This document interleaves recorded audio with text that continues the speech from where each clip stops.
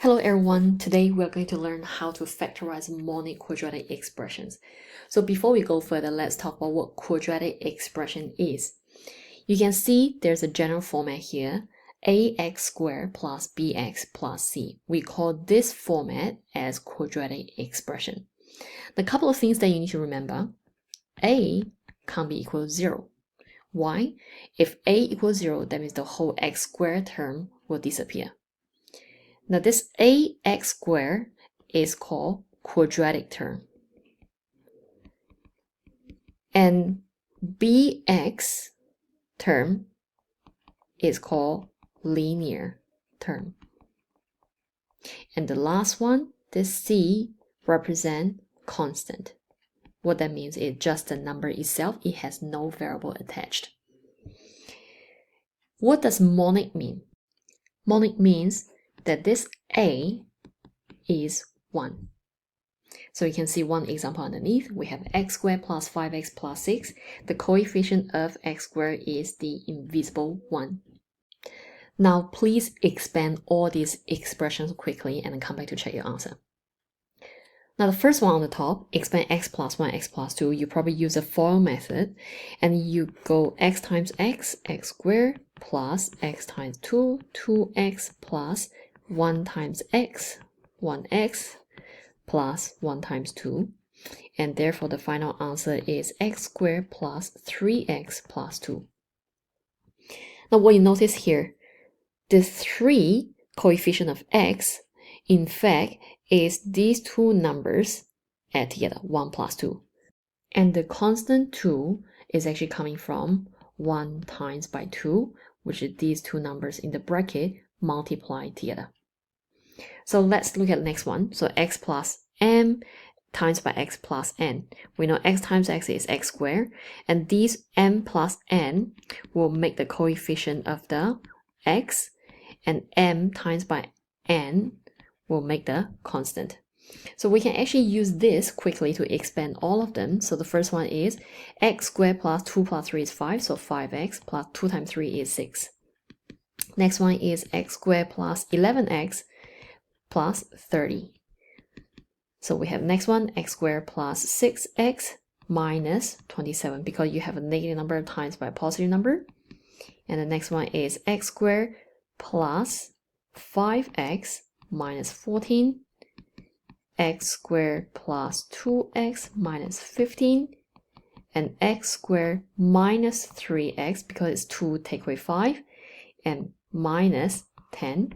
And the last one is x squared negative 5x plus 6, because negative times negative is positive. So moving from bracket times bracket to expanded form, we call it as expansion. But going backwards from here to bracket times bracket is called factorize. And that's what we're going to do today. Let's have a look at these questions here. Factorize. What does factorize mean? That means your final answer should be something times something.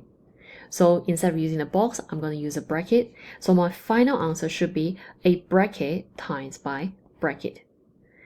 So what goes into bracket first? Firstly, we have x squared, so that means it's x times by x. So I'm going to put x in each set of the bracket. Now, second one, we are going to look at the constant first. What are the factors that will make 10? You can have 1 times 10. You can have 2 times 5. But now we need to look at the coefficient of x, which is 7. We have two sets here. Which one will give us sum of 7? Obviously, 2 and 5 will work because 2 plus 5 is 7. So now we know that we're going to use number 2 and number 5.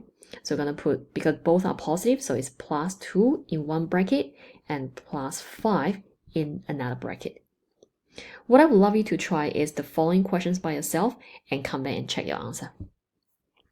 Question B. Factorize it means something times by something. We have an a squared. A squared comes from a times a, so we put a in each bracket. Now we're going to look at the constant 20. 20, we know is 4 times by 5, Great. Let's check whether 4 plus 5 will give us the coefficient of A. The answer is yes. So therefore, we can use positive 4 and positive 5. So now we are going to put it into the bracket. So therefore, the final answer is A plus 4 times by A plus 5. How do I check my answer is correct or not? All you need to do is expand again. And when you expand it, does it actually go back to the original question? If yes, then you are correct. If no, that means you have to go back and check your answer again. Question C.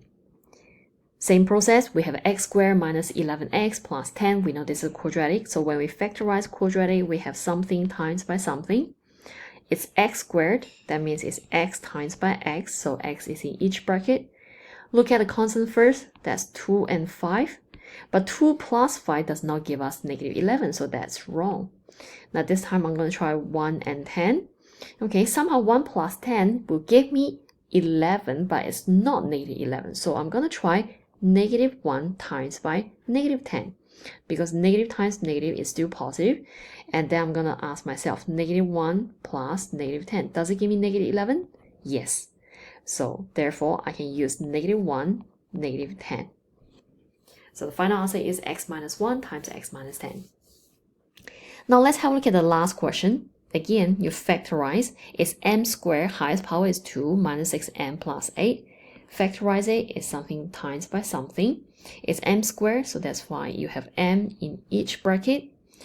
8, you have 2 times 4 is 8, but 2 plus 4 will give you 6 instead of negative 6. So we're going to try negative 2 and negative 4. Because negative times negative still give me positive. And negative 2 plus negative 4 will give me negative 6. So therefore, we can use these numbers. So we put them into a bracket. So I have negative 2 in the first one and negative 4 in the second one. Now please try these questions by yourself and come back to check your answer. Here are the answers.